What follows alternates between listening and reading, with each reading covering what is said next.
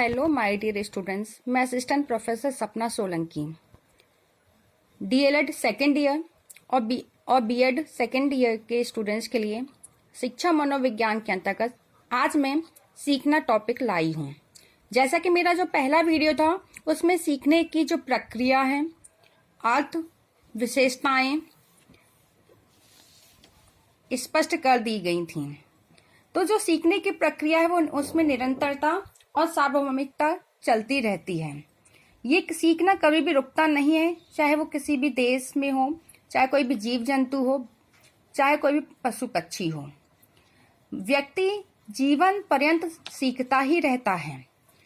तो जो सीखने का अर्थ है वो सीखना किसी स्थिति के प्रति सक्रिय प्रतिक्रिया है। हमने इसको एक उदाहरण के द्वारा भी देखा था कि बंदर हमारे हाथ में जब भी आम देखता है वैसे छीन ले जाता है। आम को छीनने की जो प्रक्रिया है वो बंदर की सीखी हुई नहीं है बल्कि स्वाभाविक है। इसी के जस्ट अपोजिट जब बालक हमारे हाथ में आम को देखता है और हाथ फैलाकर मांगता है तो बालक की ये जो आम मांगने की प्रतिक्रिया है ये सीखी हुई प्रतिक्रिया है। इसलिए जो सीखना है किसी स्थिति के प्रति सक्रिय प्रतिक्रिया है।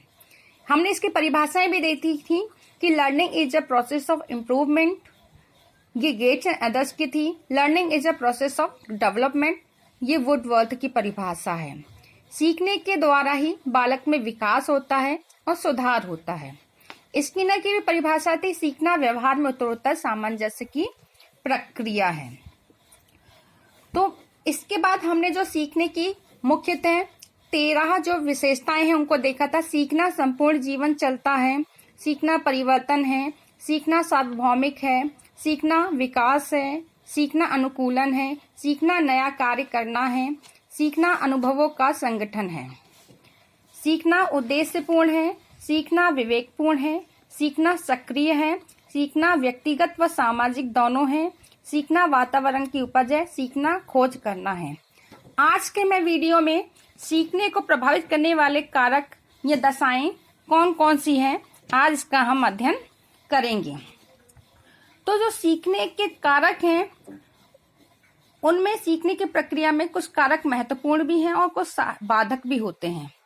जैसा कि पहला है विषय सामग्री का स्वरूप।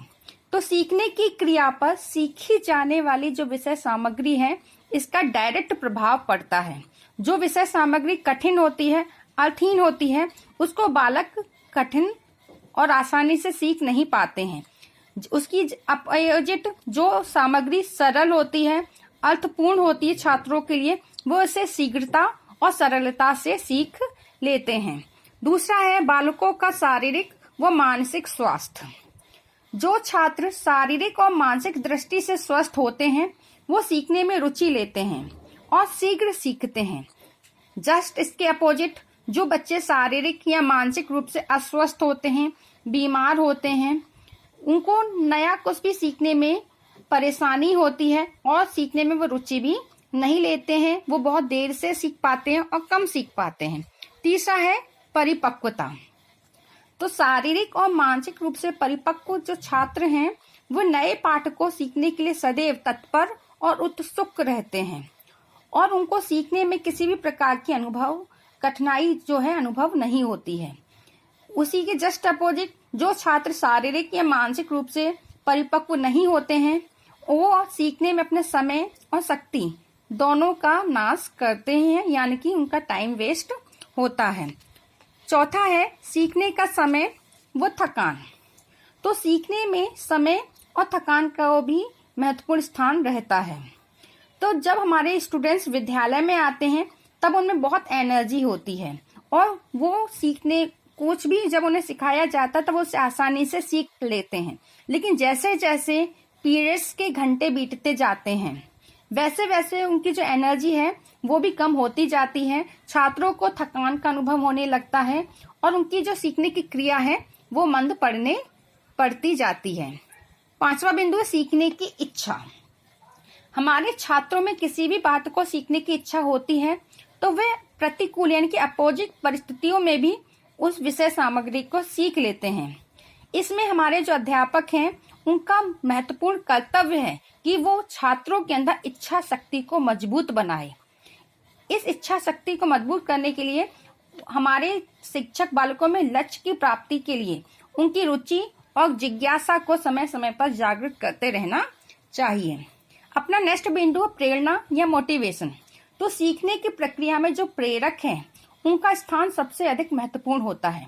प्रेरक बालकों को नई बातें सीखने के लिए प्रोत्साहित करते हैं।